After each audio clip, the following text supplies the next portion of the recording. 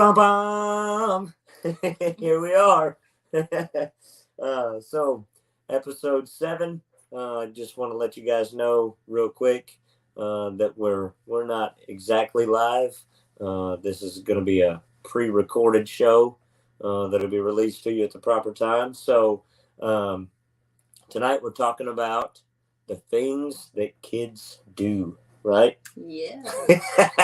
So you can already imagine where this is going. We've had a couple episodes in the last week, and then looking over the history of the things that the kids say and do makes for good entertainment and makes for a good episode. So we'll get started here. Want to talk about first off the kids and their timing, right? Yeah. Dad, I need to poop. Yeah. So, like, it never fails with a little one.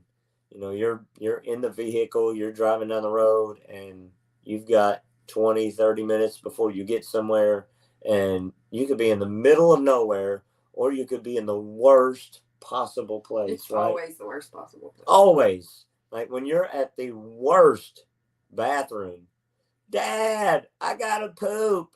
Like, really, kid? Like, we are gonna find a pull up. So, like, we had that episode today, sitting in a drive-through, and it's Dad, I gotta poop, and I'm like, oh my goodness, You gotta wait, buddy. And then he goes, it's so hot in here. I gotta poop now. Right. Oh. You know, for kids, everything is an emergency. Everything is now. They have no concept of time, no situational awareness. They have no idea where they are, and it's now, right? Yeah. I mean, us as adults, you know, we begin. Well, some adults, you know, there might still be some that don't quite control themselves. But our little guy, it's just, you know, play, 100 miles an hour, and then all of a sudden, oh, I gotta go pee, and it's just he's got to go right now. Yes. And he'll be running, hold himself like he is about to go in his pants. Like, you didn't feel like a minute ago or 2 minutes ago that you had to go to the bathroom, and it's just bam, all of a sudden I gotta go pee. But we look at them, and we think about their timing. We think about the conversation. Oh my Lord, the conversation that we have with some little kids. Why don't you explain an episode that you had with Josh this past week? Yeah. So I ran outside for something, and I came back in, and Judah, number 3 kid, Mom, Josh said the S word. And I'm like, what? Josh, what did you say? He said, I said the F word. So we don't really cuss in our house. But so to Josh, the 2-year-old, every cuss word is the F word. I don't even know where he got that. I have no idea. So I was like, what do you mean you said the F word? And Judah's over here going, no, he said the S word, the S word. And I was like, okay, what did you say? Did you say shoot? And he's like, no, the other F word. Like, what? So I kept trying to get it out of him. And finally I was like, okay, Mom's going to cover her eyes so I can't see you. And I want you to tell me what you said. And he said, because that makes everything different, right? Okay, I can't see you. So now tell me. Yeah. So anyways, he said, I said holy, and said the word. And I'm like, okay, well, yeah, that's definitely a bad word. And I got onto him, and that was done. But then I told Bobby about it, and he's like, well, where did he even hear this? And then I told my sister about it. Yeah, because I'm a concerned dad, right? Like, we don't say that around our kids. And, you know, like, there might be a word that slips every now and then, but holy crap is not one that we would say. No. And so I'm like, okay, Tiffany, investigation time. Who's he been around? You know, where is he getting this stuff from? Because I want to know the source. Dad's bowing up. Dad's got to find out who's teaching my child things that I don't even say. And so then we find out. Yeah, so I was telling my sister, and she's like, kind of giggling about it. And she goes, wait a minute. And then tells me the story that she was in the bathtub and heard her 4-year-old and 7-year-old playing. And the 4-year-old said those exact words. And she's like, what did you say? And he's like, sorry, Mom, I didn't know you could hear me. Again, situational awareness. The children have no idea that sound carries, right? You think about the simplicity of their world. Everything is just play, play, play, play, play. Everything is just right here, right now, and then, bathroom time. But their awareness of their surroundings and the things that they're doing, their sound, they have no idea that sound carries, that their voice travels into the next room. Like, yeah, he's in there playing in the bathtub, and then, sorry, Mom. No, you can hear me. Well, okay. Obviously, you're saying some things when you don't think I'm paying attention. So also we've run into these situations where,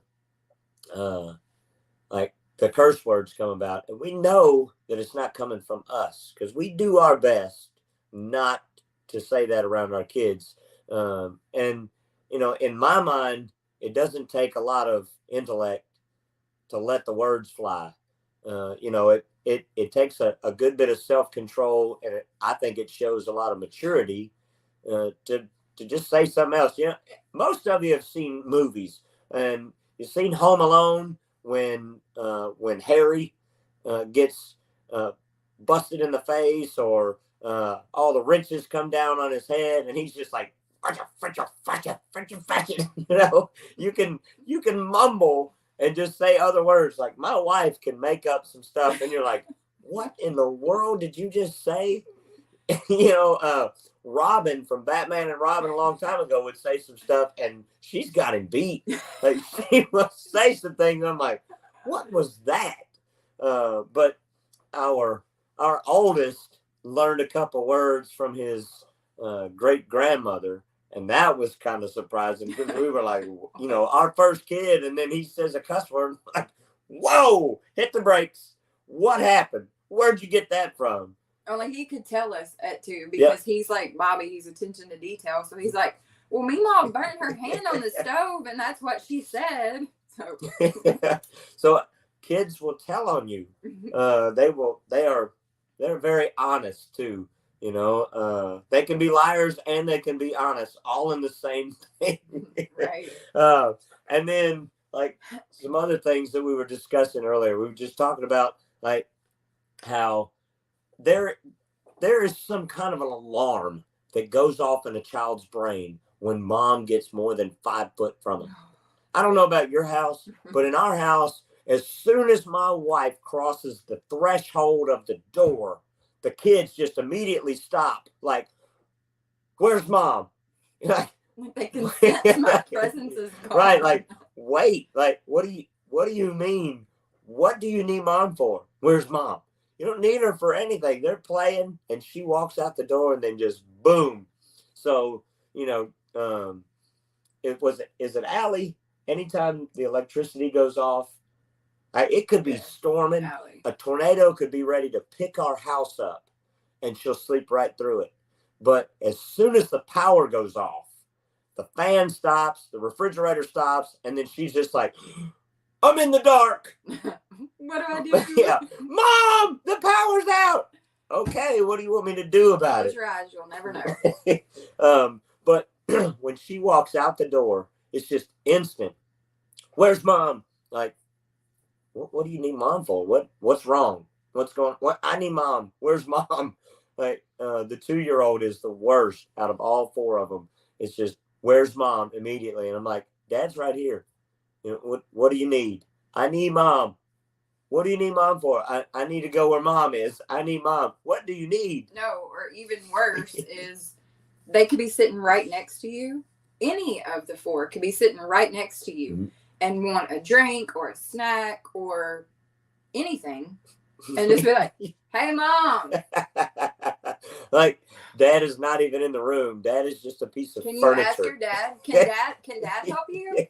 Mom, I just want you to do it. No, can dad do it? Dad can fix it the same as mom, but apparently it tastes different. I don't know. It does, because when you do it, it's just made with a different kind of love. It's made with motherly love. It's usually made with an attitude whenever they can ask you to do it. No, it's not.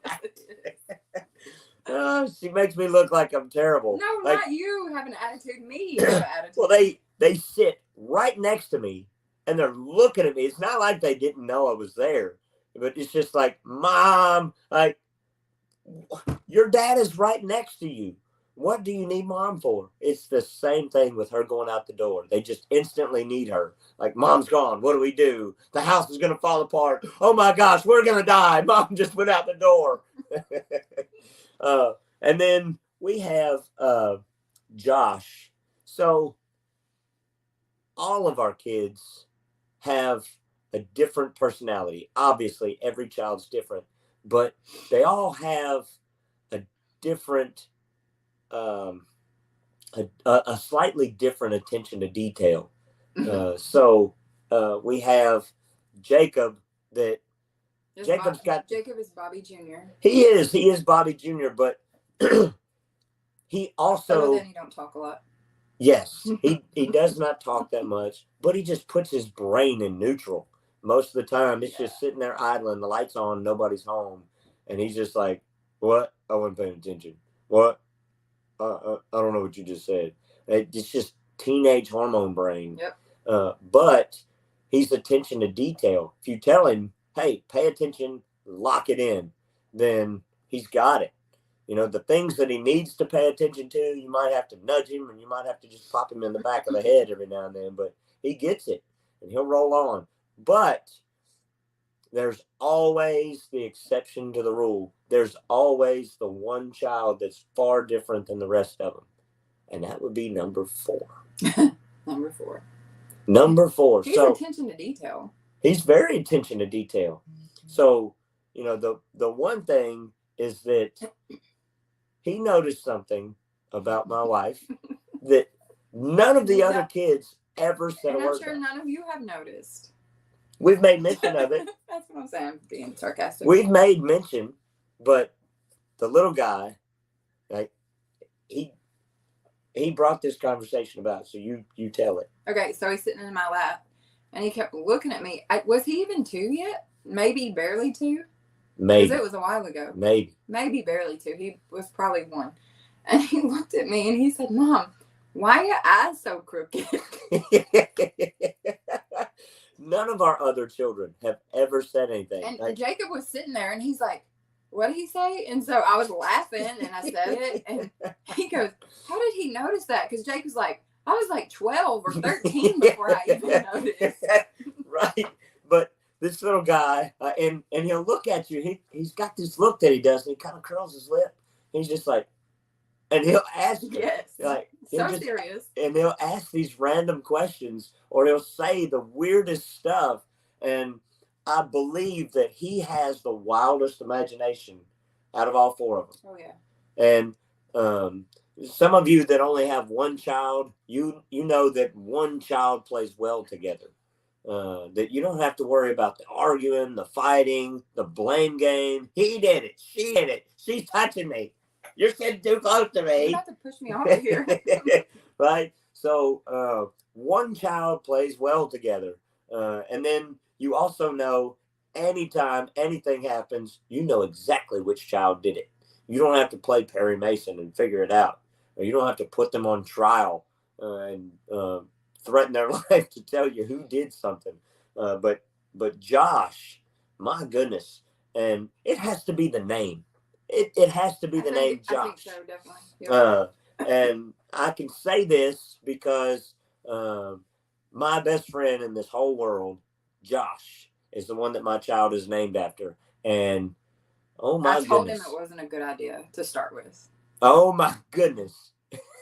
This kid is living up to the name.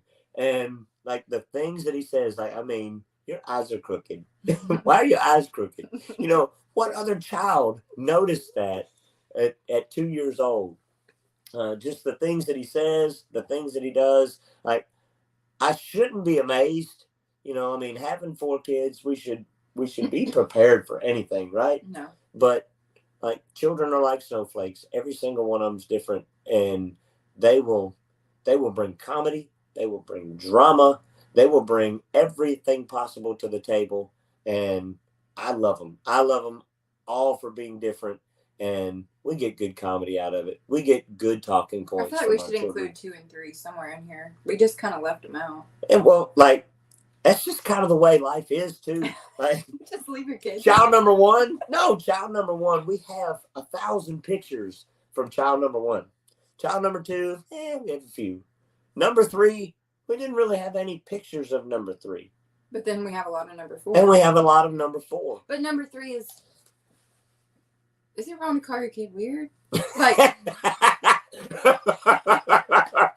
he's not really weird. He's not weird. But he's different He from all is the other different kids. from all the other ones. He's just different. Like he's really smart. He's very, very smart, and he'll let you know it. But then he's got this like witty sense of humor, like you. Mm-hmm. So he is definitely different. But he has an imagination where he can play perfectly fine by himself. He used to soon play by himself. Yeah, he would prefer being left alone. That's the word. But this child, I think it is a close race between number 3 and number 4 on who's the loudest. Oh no. Well, because number 3 will be playing, and so I have a hard time hearing, and I am like nearly deaf in my left ear, and I have some hearing aids, and when I wear them, they're a cheap version of hearing aids. They're really just amplifiers to help me hear the TV, so I don't have to turn it up to 95 to hear. But I can turn the TV down, I can hear what's going on, and then just all of a sudden, out of nowhere, kids playing, and all of a sudden he just, Wah! I mean, it's like, whoa! I can't get the hearing aid out of my ear or cover my ears fast enough, and it's like somebody just hit me with a cattle prod, because it is in my ear as loud as it can be. Like, dude, you gave me a heart attack. You gotta chill out. You can't just scream in an instant. You think, what's wrong? Nope, it's just Judah playing. By himself at that. Like you would think that somebody had just grabbed him and broke his wrist or twisted his arm up behind his back, and they're stealing his lunch money or something. But this kid will just go from 0 to 100 in an instant. And him and Josh are like crazy loud. So we have the whole spectrum. Yeah, Allie is the queen of randomness. Yes, the queen of random. I mean, and she's, bless her heart. We can say that, right? Because if whatever you're gonna say, if you say bless her heart, you can get away with it. It's like a hall pass for comments and insults. We love you, Allie. So she wants so bad to be involved in the conversation. She's nosy.